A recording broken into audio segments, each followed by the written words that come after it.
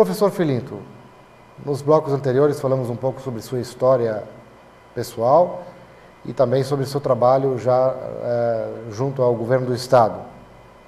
Isso ocorreu principalmente aí nos anos 60, 70 e 80, né? Pelo que o senhor colocou. Foram 38 anos de história dentro do Estado. Professor Filinto, o senhor com certeza nesse período enfrentou vários governos, né? E houve alternância de poder em alguns períodos, em outros períodos houve o período de exceção, que, como o senhor mesmo colocou, foi um período que marcou muito sua vida. Como é que foi, naquele período de 64, o senhor já estava aqui no Estado, né? Não, na realidade, veja bem, o grande golpe, tá, na sequência da minha ideologia foi 64. Tá? Nós estávamos, nessa época, tá, com todo o vigor da juventude, com sonhos muito grandes. O senhor estava trabalhando no Estado naquele período já, né? No Estado. Tá? E, de repente, vem o golpe de 64. E quem era o governador, seu Filinto, na época? Governador Celso Ramos. Celso Ramos. Ele conduziu muito bem, tá, esse acerto com os militares. E depois ele foi sucedido pelo governador Ivo Silveira, que também foi muito hábil com os militares. Mas o problema... Eles foram eleitos, no caso, direto pelo povo. Foram eleitos. Tá? E eu fui diretor deles o tempo todo. Mas acontece que o governador Ivo Silveira transferiu o governo para o engenheiro Colombo Machado Salles, não eleito, simbolicamente eleito pela Assembleia, tá? Mas, na realidade, a indicação partiu de Brasília, dos governantes militares. Nessa época, como eu era detentor de um cargo de provimento efetivo, eu fiquei restrito ao meu cargo efetivo e fui levado quase como sob vigilância para o gabinete do secretário de Segurança, tá? Sempre um coronel do Exército. Tá? Trabalhei com 4 coronéis do Exército e também trabalhei com um general. Tá? Então, mas no meu cargo efetivo, enquanto durou o governo Colombo Salles, Antônio Carlos Conder Reis e Jorge Bornhausen, tá, eleitos pela Assembleia, eu não exerci cargo nenhum de confiança. Só voltei a exercer cargo de confiança com Pedro Ivo Campos, eleito pelo povo. Senhor Filinto, e foi uma época muito difícil, o senhor, na época o senhor tinha uma militância mais voltada para a esquerda, então? Eu sempre defendi as ideias socialistas, tá? E até muitas vezes nós fomos confundidos, tá, como simpáticos ao governo soviético, tá? Nada disso. Tá? Eu sempre defendi a sociedade, mas no aspecto socialista. Tá? E fui atuante, tá? Fui atuante. E isso não agradou os militares. Aliás, os militares... O senhor acha que naquela época se usou isso como argumento para implantar a ditadura? Como argumento, inclusive, eu num determinado período, quem levantar os arquivos, tá?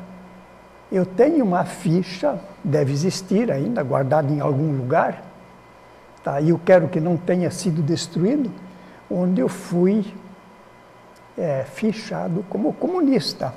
Tá? E comunista era opositor ferrenho ao governo dos militares. Tá? Então, veja bem, mas eu voltei a trabalhar de forma mais descansada com Pedro Ivo Campos, que foi eleito. Inclusive, foi no governo dele que eu tive a oportunidade de me transferir para Timbó, que é outra história. Uhum. Senhor Filinto, só para registrar essa questão histórica, que é uma coisa, uma questão muito interessante, Porque com certeza os internautas que nos assistem hoje, a maioria são jovens.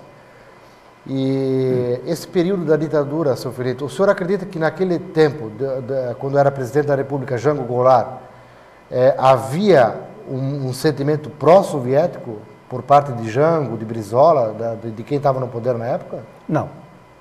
Nós, em primeiro lugar, João Goulart, chamado de Jango, tá?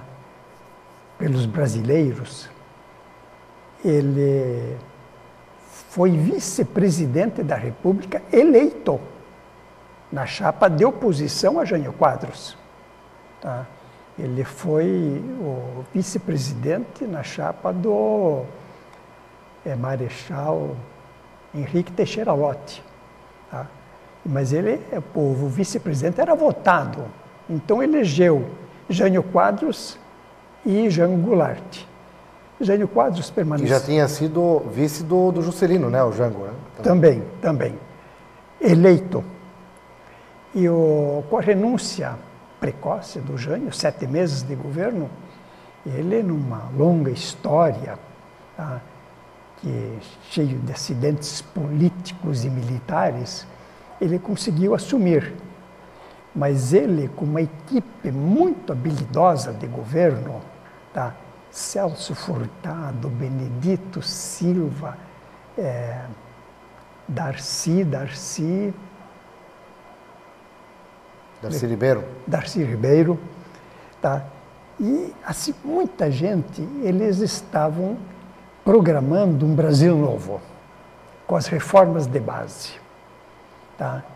E isso, de repente, foi mal interpretado e ele foi apontado como adepto de Moscou, adepto de Pequim, tá? Então, foi num golpe, até escrevi esses dias no jornal, Mourão Filho sublevou as guarnições mineiras, Castelo Branco era o chefe do Estado-Maior, coordenou o exército e tomaram o Estado brasileiro, tá?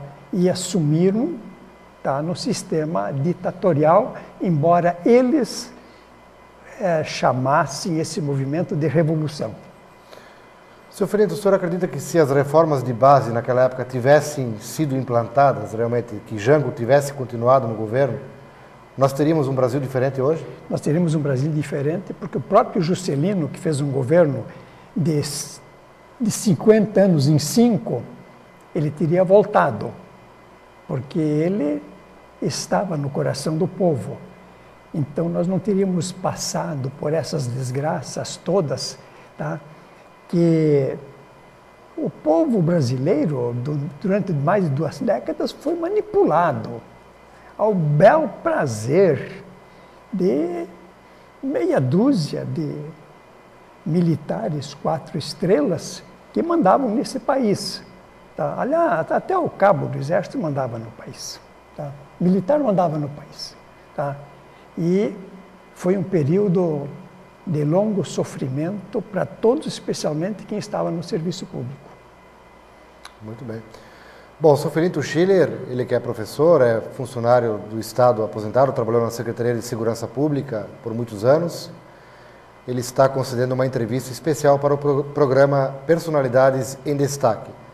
Agora são 10 horas e 14 minutos, nós vamos a um breve intervalo comercial e já retornaremos.